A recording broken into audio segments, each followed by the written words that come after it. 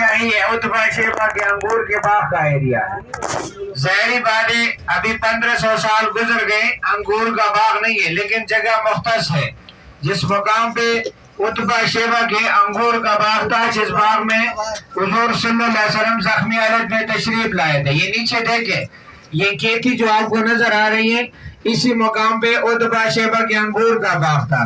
اور یہ چھوٹی سی مسجد جو آپ کو نظر آ رہی ہے باغ کے اندر یہ اسی باغ کا غلام تھا. جب حضور صلی اللہ علیہ وسلم زخمی حالت میں اس باغ میں تشریف لائے تو اسی عادات نے حضور صلی اللہ علیہ وسلم کو کھانے کے لیے انگور پیش کیے. تو بطور نشانی یہ مسجد بنائی گئے ہیں عادات رضی اللہ تعالیٰ عنہ کے نام سے.